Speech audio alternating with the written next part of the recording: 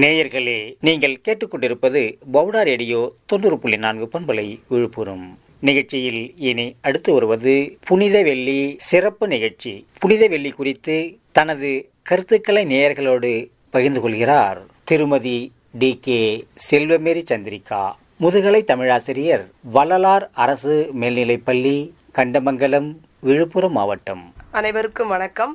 இறைமைந்தன் இயேசுவின் இன்ப நாமத்திற்கு மகிமை உண்டாவதாக. ஆமேன். விழுப்புரம் பவுடா வானொலி நிலையத்தாருக்கு என் இதயம் நிறைந்த நன்றியையும் வணக்கத்தையும் தெரிவித்துக் கொள்கிறேன். இன்று புனித வெள்ளி, இயேசு கிறிஸ்துவை சிலுவையில் அறைந்த நாள். சிலுவையில் இயேசு உயிர் தியாகம் செய்த நாள் புனித வெள்ளி. அவர் மரித்து உயிர்த்தெழுந்த 3ஆம் நாள் ஈஸ்டர். இயேசுவின் சிலுவை மரணம் என்பது ஒரு சாதாரண நிகழ்வு அல்ல. மனுஷரில் முதல் உயிர்த்தெழுதலின் பலனாக அவர் மரணத்தை ஜெயித்து தாம் சொன்னபடியே 3ஆம் நாள் உயிர்த்தெழுந்தார். இன்றும் இயேசுவின் கல்லறை அவர் உயிர்த்தெழுந்ததின் அடையாளமாக திறக்கப்பட்ட கல்லறையாக காட்சியளிக்கிறது. இது உலகத்தை திரும்பி பார்க்க வைத்த மிகப்பெரிய சரித்திர நிகழ்வாகும். இயேசுவுக்கு ஏன் இந்த சிலுவை தண்டனை? கிறிஸ்தவர்களின் மறைநூலான பைபிளில் யோவான் நற்செய்தி நூல் 19ஆம் அதிகாரம் 17-18 வசனங்களில் கூறியுள்ளபடி, இயேசு தம்முடைய சிலுவையை சுமந்து கொண்டு கொல்கதா என்று சொல்லப்படும் கபாலஸ்தலம் என்கிற இடத்திற்கு போனார். அங்கே அவரை சிலுவையில் அறைந்தார்கள். இயேசு ஏன் சிலுவையில் கொடூரமாக கொல்லப்பட வேண்டும் என்ற கேள்வி அநேகர் உள்ளத்தில் எழலாம். ஒவ்வொரு நாட்டிலும் குற்றவாளிகளுக்கு கொடுக்கப்படக்கூடிய தண்டனை வித்தியாசப்படும். குற்றவாளிகளை சிறைச்சாலையில் அடைப்பது, சிலுவையில் தொங்க விடுவது, ஆணி அடிப்பது என பல விதங்களில் தண்டனைகள் வழங்கப்படுவது உண்டு. இயேசு வாழ்ந்த காலத்தில் ரோம பேரரசு பல தேசங்களை தங்கள் வசப்படுத்தி ஆட்சி செய்து வந்தது. இயேசுவின் நாட்களில் இஸ்ரவேல் தேசமும் ரோம ஆட்சியின் கீழ் இருந்தது. அந்த அரசாங்கம் மக்களுக்கு பயம் ஏற்படும் பொருட்டு மக்களில் தவறு செய்பவர்களையும் அரசாங்கத்திற்கு விரோதமாக குற்றம் செய்பவர்களையும் மிகவும் கொடூரமான முறையில் தண்டித்தது. அதில் ஒன்றுதான் சிலுவை மரண தண்டனை. ஒருவர் செய்த குற்றம் நிரூபிக்கப்பட்டு விட்டால் சிலுவை மரணத்திற்கு ஒப்பு கொடுத்து விடுவார்கள். அவருக்கென்று மரச்சிலுவை செய்யப்பட்டு எல்லா ஜனங்களும் பார்க்கும்படியாக அந்த சிலுவையை குற்றவாளி சுமக்கும்படி செய்து எல்லாரும் பார்க்கும் இடத்தில் அந்த குற்றவாளியை சிலுவையில் ஆணிகளால் அறைந்து கொலை செய்வார்கள். அக்குற்றவாளி செய்த குற்றத்தையும் ஒரு பலகையின் மீது எழுதி வைப்பார்கள். இப்படிப்பட்ட கொடூரமான மரணத்தை தான் இயேசு சந்தித்தார். அந்த காலத்தில் ரோம அரசின் கவர்னருக்கு மட்டுமே மரண தண்டனை வழங்கும் அதிகாரம் இருந்தது. எனவே அன்று கவர்னராக இருந்த பிலாத்து முன் இயேசுவை நிறுத்தி பல குற்றங்களை இயேசு செய்ததாக பொய்யான குற்றம் சாட்டினார்கள். ஆனால் கவர்னர் பிலாத்து இயேசுவை விசாரணை செய்த பின், இவரிடத்தில் நான் யாதொரு குற்றத்தையும் காணவில்லையே, அதனால் இவரை வெளியே கொண்டு வருகிறேன் என்று கூறினார். இதை பற்றி யோவான் எழுதிய நற்செய்தி நூல் 19ஆம் அதிகாரம் 4ஆம் வசனத்தில் கூறப்பட்டுள்ளது. இயேசுவை காட்டிக் கொடுத்த சீஷன் யூதாஸ் காரியோத்து அவர் குற்றமற்றவர் என்பதை உணர்ந்த பிறகு, ஐயோ, குற்றமில்லாத மாசற்ற ஆட்டுக்குட்டியாகிய இயேசுவை 30 வெள்ளிக்காசுக்காக காட்டிக் கொடுத்து விட்டேனே என மிகவும் வருந்தினான். இயேசு குற்றமற்றவர் என நிரூபித்த பின்னரும் அவரை சிலுவையில் அறைவதற்கும் மரணத்துக்கும் ஒப்பு கொடுத்ததன் காரணம் மனிதகுல பாவம். ஆம், சர்வ லோகத்தின் பாவம் அவர் தலையின் மேல் விழுந்தது. நம்முடைய மீறுதல்கள் நிமித்தம் அவர் காயப்பட்டு, நம்முடைய அக்கிரமங்களின் நிமித்தம் அவர் நொறுக்கப்பட்டார். நமக்கு சமாதானத்தை உண்டு பண்ணும் ஆக்கினை அவர் மேல் வந்தது என்று ஏசாயா தீர்க்கதரிசியின் புத்தகம் 53ஆம் அதிகாரம் 5ஆம் வசனத்தில் நாம் வாசிக்கலாம். பாவம் அறியாத இயேசு நாம் மாம்சத்திலும் சிந்தையிலும் செய்கிற மோகம், இச்சை, பொய், களவு போன்ற பாவங்களையெல்லாம் ஏற்றுக்கொண்டு நமக்கு சமாதானம் உண்டு பண்ணுவதற்காக அவர் ஜீவ பலியாக தன்னை ஒப்பு கொடுத்தார். இந்த விசுவாசமே நமக்கு ரட்சிப்பை தருகிறது. ஆம், ரட்சிப்பு என்றால் பாவத்திலிருந்து நமக்கு விடுதலையை தருகிறது. இதை நினைவு கூறும் பொருட்டு எல்லா கிறிஸ்துவ தேவாலயங்களிலும் சிறப்பு வழிபாடுகள் நடைபெறுகின்றன. இயேசுவின் இறப்பு புனித வெள்ளி என்னும் துக்க நாளாகவும், இயேசுவின் உயிர்த்தெழுதல் ஈஸ்டர் பண்டிகை என்னும் கொண்டாட்ட நாளாகவும் ஆசரிக்கப்படுகிறது. ஆம், மீட்பின் வழி இயேசு கிறிஸ்துதான். மனம் திரும்ப அவசியமில்லாத 99 நீதிமன்களை குறித்து சந்தோஷம் உண்டாகிறதை பார்க்கிலும், மனம் திரும்புகிற ஒரே பாவி நிமித்தம் பரலோகத்தில் மிகுந்த சந்தோஷம் உண்டாயிருக்கும் என்று லூக்கா 15:7 கூறப்பட்டிருக்கிறது. உலக இரட்சகராம் இயேசு இப்படி பல்வேறு கொடுமைகளுக்கு ஆளாக்கப்பட்டு, சித்திரவதை செய்யப்பட்டு, பல்வேறு வகையில் துன்பங்களுக்கு ஆட்கொள்ளப்பட்டு சிலுவையில் அறையப்பட்டார். ஒரு மீட்பின் வழி அவர் மட்டும்தான். நம் எல்லோருக்கும் மீட்பின் வழி அவர் மட்டும்தான். ஆம், பாரமான சிலுவை அதில் பாதகரால் அடிக்கப்பட்டார். கோரமான ஈட்டியினால் கொடூரமாக குத்தப்பட்டார். கூரான முள் முடியால் குருதி வழிய அழுத்தப்பட்டார். சீராக நாமும் வாழ சீராளன் வதையும் பட்டார். கிறிஸ்துவின் துன்பங்கள் தான் கிறிஸ்தவர் தம் இன்பங்களாம். அவர் மறுத்திட்ட சிலுவை ஒன்றே நமக்கு கிடைத்திட்ட மீட்பின் வழியாம். யூதர்களுடைய ஜெபம் எப்பொழுதும் எப்படி இருக்கும் தெரியுமா? யூத சிறுவர் சிறுமியர்கள் மற்றும் பெரியவர்கள் இரவு படுக்கைக்கு சென்றவுடன், பிதாவே, உமது கைகளில் எங்களது ஆவியை ஒப்பு கொடுக்கிறோம் என்று ஜெபித்த பிறகுதான் தூங்குவார்களாம். இப்படி பல்வேறு வசனங்கள் மூலமாக இயேசு கிறிஸ்து தம்முடைய மரிக்கக்கூடிய அந்த தருவாயில் 7 வார்த்தைகளை வெளிப்படுத்தினார். ஆம், அந்த சிலுவையை பற்றிய உபதேசம் கெட்டு போயவர்களுக்கு பைத்தியமாய் இருக்கிறது. ஆனால் ரட்சிக்கப்படுகிற நமக்கோ அது தேவ பலனாய் இருக்கிறது என்று 1 கொரிந்தியர் 1:18 நாம் பார்க்கலாம். ஆலயங்களிலே, வீடுகளிலே அணியும் ஆபரணங்களிலே கிறிஸ்தவர்கள் சிலுவை அடையாளத்தை அமைத்திருப்பதை, அழகாக அணிந்திருப்பதை நாம் பார்க்கலாம். பாரசீகர், மேதியர், சீரியர், கர்காகியர் போன்றோர் சிலுவையை வாதை கருவியாக பயன்படுத்தினர். ரோமர்கள் தண்டனை கருவியாக பயன்படுத்தினார்கள். சிலுவை என்பதன் லத்தீன் பதம் குரூக்ஸ் என்பதாகும். சிலுவை அது நெடுமரம், குறுக்கு மரம் என்று 2 கரடு முரடான கட்டைகள் உடையது. கொல்லப்பட போகிறவன் இதை சுமக்க வேண்டும். சிலுவை சுமார் 9 அடி அல்லது 10 அடி உயரம் இருக்கும். கிறிஸ்தவர்களின் மறை நூலான பைபிளில் புதிய ஏற்பாட்டில் யோவான் 19:29 இப்படி சொல்கிறது: போர்ச்சேவகர்கள் கடற்காளானை காடியிலே தோய்த்து ஈசோப்பு தண்டில் மாட்டி இயேசுவின் வாயினிடத்தில் நீட்டி கொடுத்தார்கள். இயேசுவிற்கு இது போன்ற காடியிலே தோய்த்து கடற்காளானை கொடுத்தார்கள். அது கசப்பு கலந்ததா இருந்தது. அந்த ஈசோப்பு தண்டின் நீளம் 2 அடி இருக்கும். அந்த நெடுமரம் ஆள் உயரத்தை விட அதிகமானது. இப்படி சிலுவையில் அறைவதற்கு காரணம், மரண தீர்ப்புக்கு உள்ளானவரை அவமானப்படுத்துவதும் கடும் கொலை, கலகம், வஞ்சனை, திருட்டு, தேவ தூஷணம் செய்பவர்களை இப்படி சிலுவையில் அறைவார்கள் என்று நாம் முன்னரே பார்த்தோம். ஆனால் எந்த முகாந்தரமும் இல்லாத நிலையில் இயேசுவை ஏன் சிலுவையில் அறைய வேண்டும்? பிரதான ஆசாரியராகிய காய்பா, மூப்பர், சங்கத்தார் யாவரும் இயேசுவை கொலை செய்யும்படி அவருக்கு விரோதமாய் பொய்சாட்சி தேடினார்கள். ஆனால் ஒன்றுமே அகப்படவில்லை. கடைசியில் 2 பொய்சாட்சிகள் வந்தது. என்ன என்றால், இவன் தேவனுடைய ஆலயத்தை இடித்து போடவும் 3 நாளைக்குள்ளே அதை கட்டவும் என்னாலே ஆகும் என்று சொன்னானே என்று அவர்கள் பொய்யான சாட்சியை கூறினார்கள். அப்பொழுது பிரதான ஆசாரியன், இவர்கள் உனக்கு விரோதமாய் சாட்சி சொல்கிறதை குறித்து நீ ஒன்றும் சொல்கிறதில்லையா என்றான். ஆனால் இயேசுவோ பேசாமல் இருந்தார். ஆம், எப்படிப்பட்ட இக்கட்டான நிலையில் கூட இயேசு கிறிஸ்து ஒரு அடிக்கப்படக்கூடிய ஆடை போல அமைதியாக இருந்தார். அவர் வாய் திறந்து எதுவுமே பேசவில்லை. அவரை தேவ தூஷணம் பண்ணுகிறார் என்று சொல்லும் போது கூட அவர் அமைதியாக இருந்தார். அன்பின் நிமித்தமாக அவர் கட்டப்பட்டிருந்தார். பாவங்களை எல்லாம் மன்னிப்பதாக இவர் கூறினாரே, தேவன் ஒருவரே பாவங்களை மன்னிப்பவர், இவர் மனிதனாக இருந்து கொண்டு இப்படி சொல்வது தேவ தூஷணம் தானே என்று கூறினர் பரிசேயர்கள். அது மட்டுமல்ல, தன்னை தேவகுமாரனாக இவன் அறிவிக்கிறாரே, இயேசு தம்மை தேவனுக்கு சமமாக நிறுத்துகிறாரே என்று யூதர்கள் தேவ நிந்தனையாக கருதினர். இயேசு பரிசுத்த ஆவியின் வல்லமையால் பிசாசுகளை துரத்தினாலும் அவர்கள் அதை பெயல்செபூலின் கிரியை என்று கூறி தேவ தூஷணம் செய்ததாக கருதினர். இப்படியெல்லாம் இயேசுவை தேவ தூஷணம் பண்ணுகிறார் என்ற பொய்யான காரணத்தினால் அவரை சிலுவையில் அறைவதற்கு மக்கள் அனைவரும் ஒப்பு கொடுத்தனர். அவரை பரியாசம் பண்ணினர், அவர் மீது துப்பினர், அவரை பல்வேறு வகையில் சாட்சி இவைதான் என்று கொண்டு போய் நிறுத்தினர். ஆனால் இயேசுவோ பேசாமல் இருந்தார். அப்பொழுது அந்த பிரதான ஆசாரியன் அவனை நோக்கி, நீ தேவனுடைய குமாரனைய கிறிஸ்து தானா? அதை எங்களுக்கு சொல்லும்படி ஜீவனுள்ள தேவன் பேரில் உன்னை ஆணையிட்டு கேட்கிறேன் என்றான்.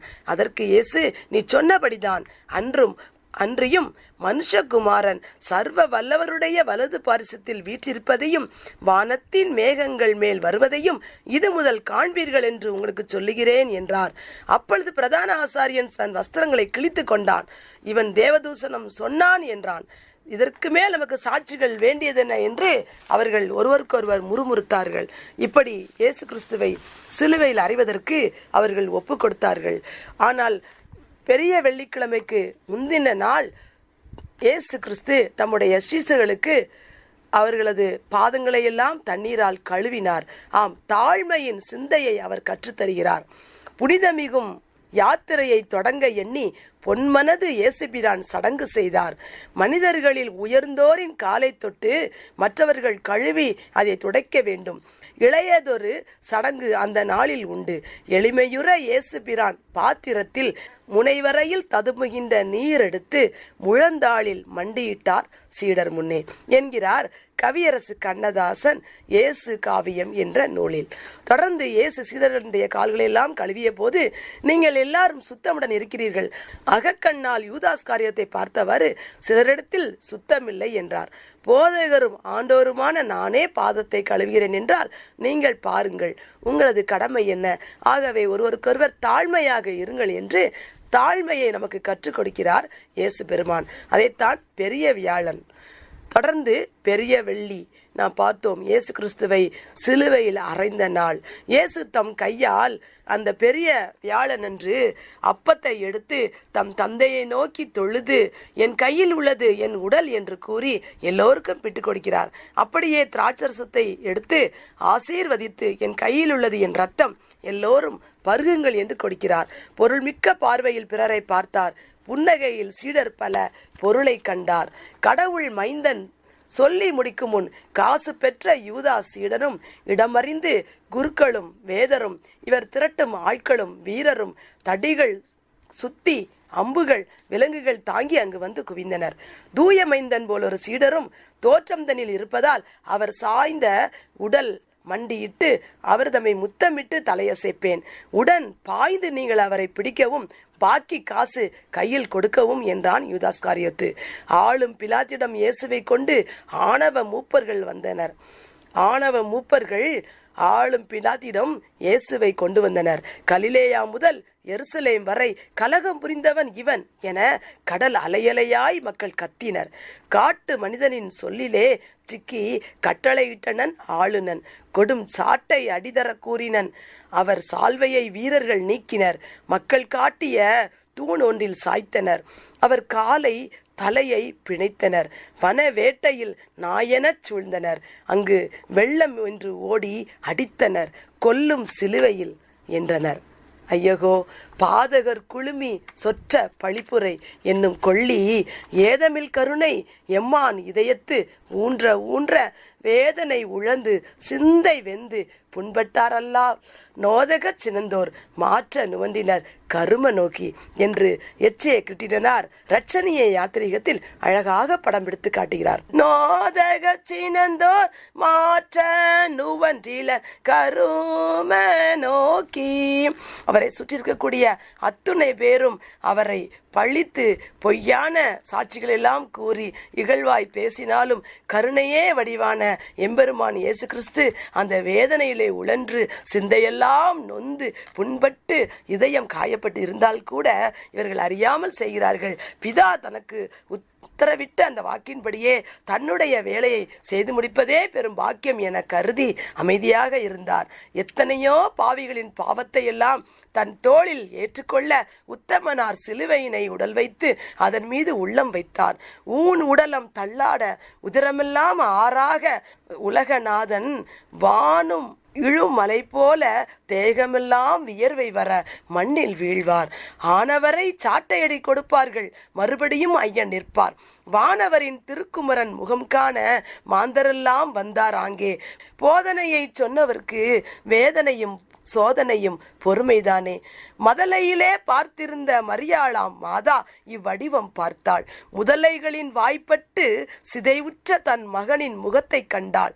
ஈன்றெடுத்த போதினிலே பெரிதுவக்கும் திருமகனை இந்த நேரம் ஊன்றி வைக்கும் சிலுவையுடன் பார்ப்பதற்கோ திருமாதா உயிர் படைத்தாள். இயேசு தன் தாயுடன் நின்று அழுது புலம்பும் மக்களை பார்த்து, எருசலேம் மங்கையரே, நீங்கள் எனக்காக அழாதேயுங்கள், உங்களுக்காகவும் உங்கள் பிள்ளைகளுக்காகவும் அழுங்கள் என்றார். இயேசுவை சிலுவையில் அறைந்து யூதர்களின் சின்னத்தை அவர் தலையின் மேல் செதுக்கி வைத்தனர். இஸ்ரவேலின் நசரேனாம் இயேசு யூதர்களின் ராஜா என்று எழுதி வைத்தனர். கலகலவென ஒய்யாரமாக சிரித்தனர் கைகொட்டி. இது கதையல்ல, வரலாறு. 3 மணி வேளையில் மோகன மன்னன் சொல்லை உயர்த்தி சத்தம் விட்டார்.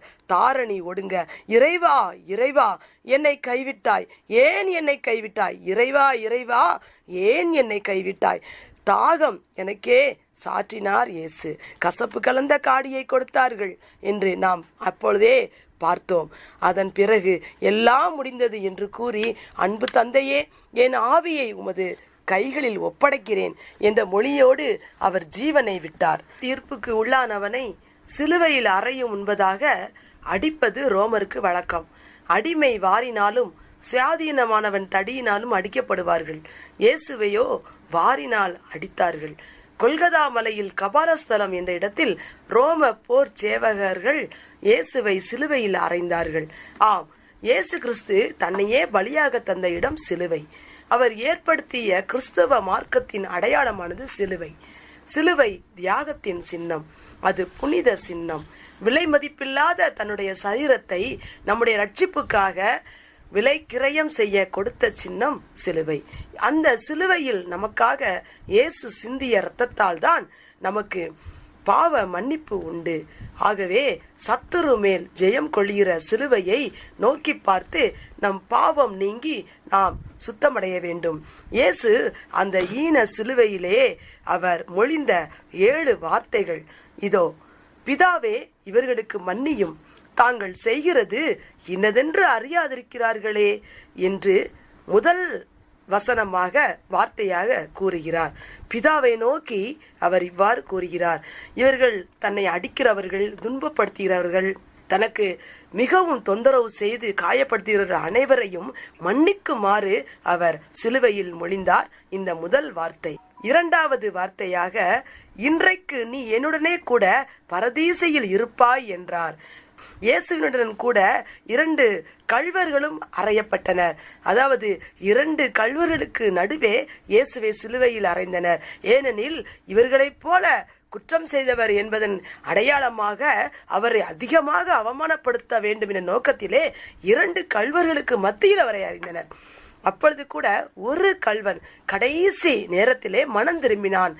கடைசி நேரத்திலே இயேசு கிறிஸ்துவை நோக்கி பார்த்து ஆண்டவரே, நீர் கர்த்தாவே, நீ பரதீசிலே அடியேனை நினைத்துக் கொள்ளுங்க. அதாவது உம்முடைய ராஜ்யத்துக்கு வரும்போது, நீர் உம்முடைய ராஜ்யத்துக்கு செல்லும் போது என்ன நினைச்சு கொள்ளுங்கன்னு சொல்லி அவன் சொல்றான். அப்படி சொன்ன உடனே, இன்றைக்கு நீ என்னுடனே கூட பரதீசியில் இருப்பாய் என்று அவனை ஏற்றுக்கொள்கிறார் இயேசு கிறிஸ்து.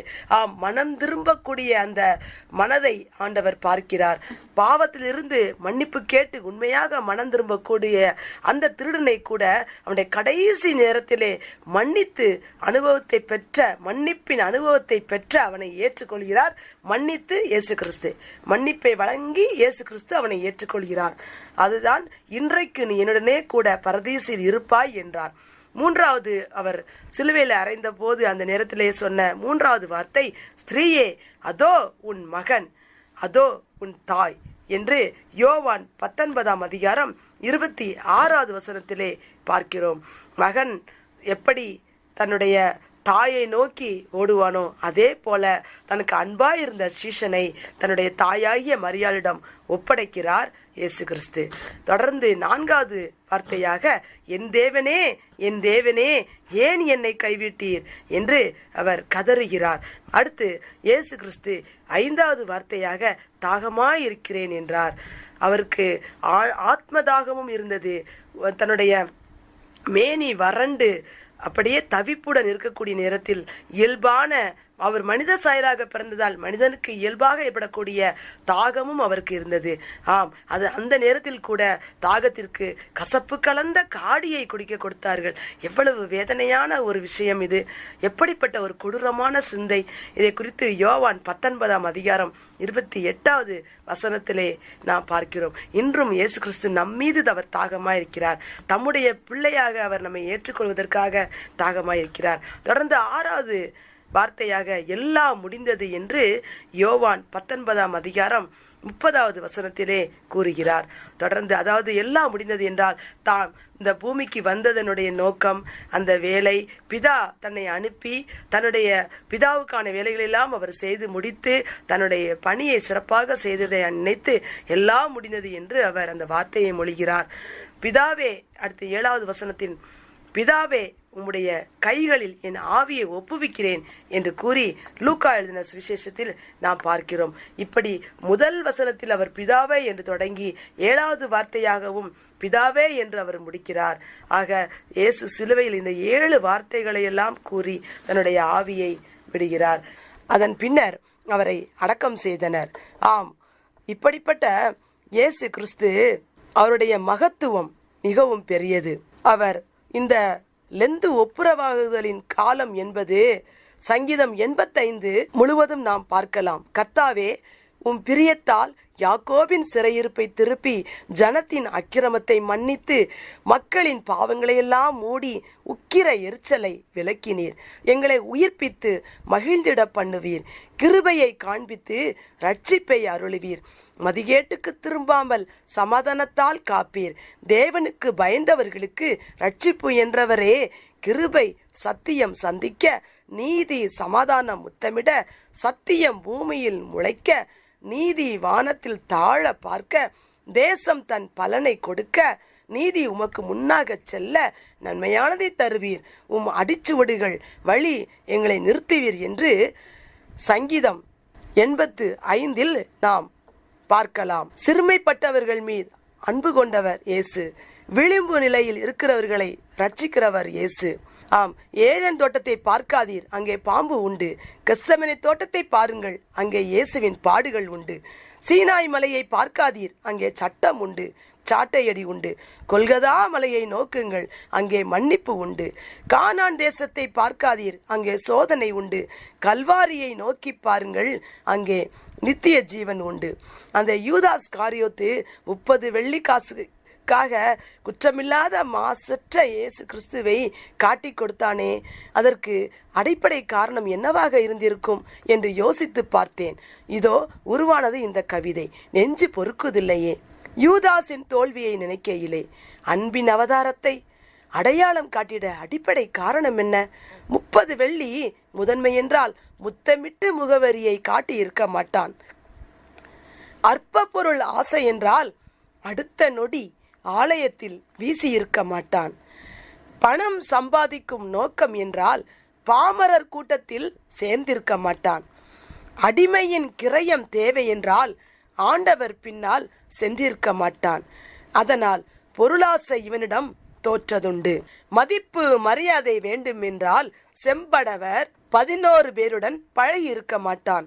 சீர்த்த புகழ் கொண்ட கல்விமான் சிந்திக்காத அறிவினரோடு பேசி இருக்க மாட்டான்.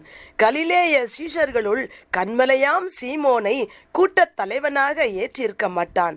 ஆயக்காரனை ஆண்டவருக்கு சிநேகிதன் என்று அன்பு உள்ளத்தோடு நேசித்திருக்க மாட்டான்.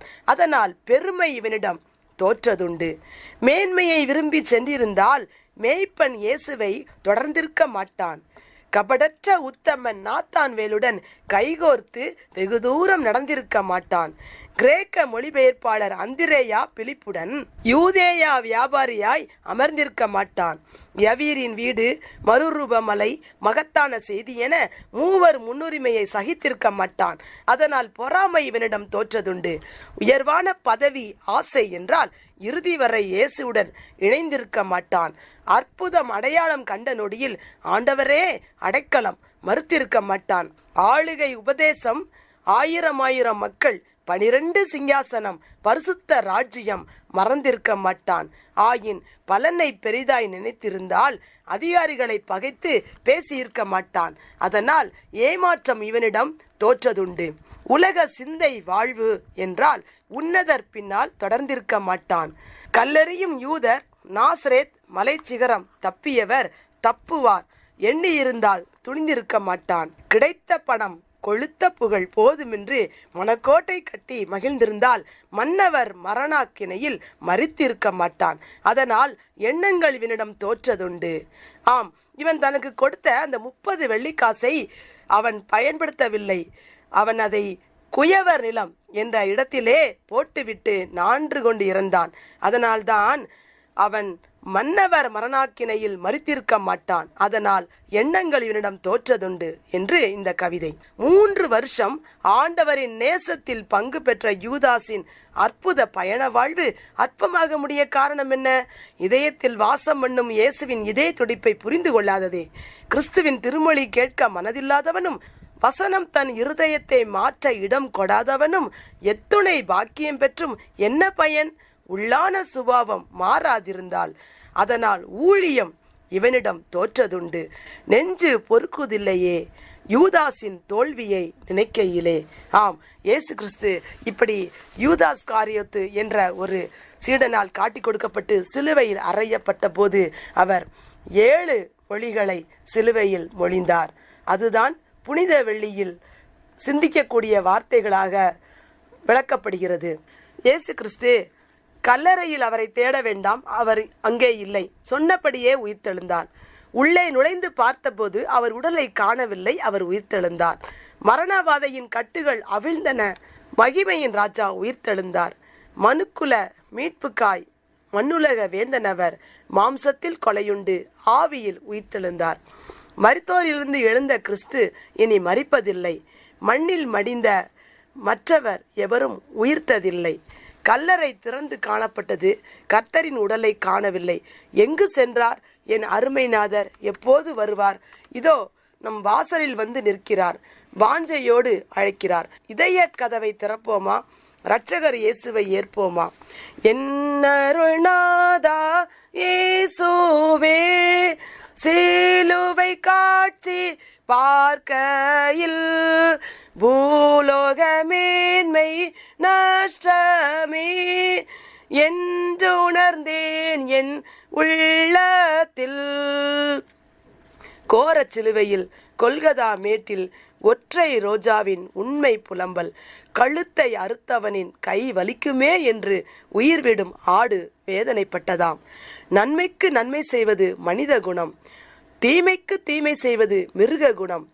நன்மைக்கு தீமை செய்வது பிசாசின் குணம், தீமைக்கு நன்மை செய்வதோ தெய்வீக குணம். சிலுவை திருவசன தியானங்களில் இந்த கவிதை இடம்பெற்றிருக்கிறது. நன்மைக்கு நன்மை செய்ய பழகுவோம், அதுதானே மனித குணம். நன்மைக்கு தீமை செய்வது பிசாசின் குணம், அதை விட்டுவிட்டு தீமை செய்தோருக்கும் நன்மை செய்வ பழகுவோம், அதுதான் தெய்வீக குணம். ஆம், ஆண்டவர் இயேசு கிறிஸ்து உயிர்த்தெழுந்தார். அதைத்தான் ஈஸ்டர் திருநாளாக நாம் கொண்டாடுகிறோம். முதல் நாள் பெரிய வியாழன், அதை தொடர்ந்து புனித வெள்ளி, அடுத்து மறுநாள் இயேசு கிறிஸ்து சனிக்கிழமை, அதை தொடர்ந்து 3வது நாளாகிய ஞாயிற்றுக்கிழமையில் ஈஸ்டர் தினமாக அவர் உயிர்த்தெழுந்த ஞாயிறாக கொண்டாடப்படுகிறது. வெள்ளியன்று பிற்பகலில் மரித்த இயேசு வேதமுற மாலையிலே அடக்கமானார். கள்ளர்களும் ஓய்வெடுப்பார் சனியில் அன்று, கட்டாய விடுமுறை நாள் யூதருக்கு. பிள்ளைகளும் பெரியோரும் மாதர்தாமும் பேதலித்து சனி முழுதும் ஓய்ந்திருந்தார். வெள்ளி முளைத்தே எழுந்து ஞாயிறன்று விடுகின்ற போதினிலே குறித்து எழுந்தார். விடுகின்ற போதினிலே குறித்தெழுந்தார். அந்நேரம் கல்லறையை காவல் காத்த ஆயுதம் சேர் பெருவீரர் பூமியின் மேல் மின்னலுடன் இடிவந்து மோதிற்றே போல் மிகப்பெரிய பூகம்பம் நிகழக் கண்டார். பொன்னிறத்தில் ஒரு தூதன் வானை விட்டு பூமிக்கு வருவதனை அவர்கள் பார்த்தார். அன்னவனும் கல்லறையின் கல்லை நீக்கி அதன் மீது அவர் அமருவதையும் கண்டார். மாதர்களும் வைகரையில் கல்லறைக்கு வாசமிகும் பொருளோடும் வந்து சேர்ந்தார். பாறைக்கல் விலகியதும் தேவதூதன் பக்கத்தில் இருப்பதும் திகைத்தே பார்த்தார். ஈண்டவரின் உடல் இல்லை உரைத்தவாறே, ஈண்டவரின் உடல் இல்லை என்று உரைத்தவாறே இயேசுபிரான் உயிர்த்தெழுந்தார் என்றார். இங்கே வேண்டுமெனில் சடலத்தை வைத்த அந்த வியத்தகுந்த கல்லறையை பார்த்து செல்வீர் என்றார். ஆம், எல்லோரும் கைப்பொருளை கீழே போட்டு மனக்குமுறல் கொண்டுள்ள சீடருக்கு மகத்தான செய்தி சொல்ல புறப்பட்டார்கள். மண்ணிட இயேசு மறுபடி வருவார் என்பது சத்தியமே. புண்கள் இருக்கும் வரையில் மருந்து தேவை நித்தியமே. பின்னரசு அமையும் உலகம் முழுதும் இதுதான் தத்துவமே. எண்ணும் எழுத்தும் எல்லாம் அவரே, இயேசுவை நம்புவோமே. ஆம், நாம் உலகத்தை ரட்சிக்க பாவம் செய்த நம்மை எல்லோரையும் மீட்டு நமக்கு நித்திய வாழ்வை தருவதற்காக குற்றமில்லாத மாசற்ற ஆட்டுக்குட்டியாகிய இயேசு கிறிஸ்து கல்வாரி சிலுவையிலே நமக்காக அடிக்கப்பட்டு 3ஆம் நாள் அவர் உயிர்த்தெழுந்தார். சர்வ வல்லமையுள்ள தேவன் இன்று உயிரோடு இருக்கிறார். அவர் உலக இரட்சகர். அதனால்தான் அவர் ஒரு பிறப்பு அதிசயம், அவரது இறப்பும் அதிசயம். ஆம், பிறப்பு பரிசுத்த ஆவியினால் நிகழ்ந்தது, இறப்பும் அதே போல். கலிலேயராகிய மனுஷரே, நீங்கள் எல்லோரும் வானத்தை ஏன் அண்ணாந்து பார்த்து கொண்டிருக்கிறீர்கள்? உங்களிடத்திலிருந்து எடுத்துக்கொள்ளப்பட்ட இயேசுவானவர் எப்படி விண்ணுலகத்திற்கு எடுத்துக்கொள்ளப்பட்டாரோ அதே போல் அவர் திரும்ப மீண்டும் வருவார், நம்ம எல்லாம் அரசாளுவார். அவர்தான் உலகத்தின் ராஜா என்பதை நாம் உணர்ந்து கொள்வோம். கிமு கிபி என்பதே நாம் கிறிஸ்து இன்று வாழ்ந்தார், நமக்காக மரித்தார், அவர் உயிர்த்தார் என்பதற்கு மிகப்பெரிய சாட்சியாக வரலாற்றிலே நிலைத்து நிற்கிறது. அவரே நமக்கு மீட்பின் வழி. நேயர்கள் இதுவரை கேட்டது புனித வெள்ளி சிறப்பு நிகழ்ச்சி. புனித வெள்ளி குறித்து தனது கருத்துக்களை நம்மோடு பகிர்ந்து கொண்டவர் திருமதி DK செல்வமேரி சந்திரிகா, முதுகலை தமிழாசிரியர், வள்ளலார் அரசு மேல்நிலைப்பள்ளி, கண்டமங்கலம், விழுப்புரம் மாவட்டம். நிகழ்ச்சி ஒளிப்பதிவு A. அசோக். நிகழ்ச்சியாக்கம் பவுடா சமுதாய வானொலி. நேயர்களே, கேட்டு மகிழுங்கள். பவுடா ரேடியோ 90.4 பண்பலை, விழுப்புரம். பவுடா ரேடியோ, இது விழுப்புரத்தின் குரல்.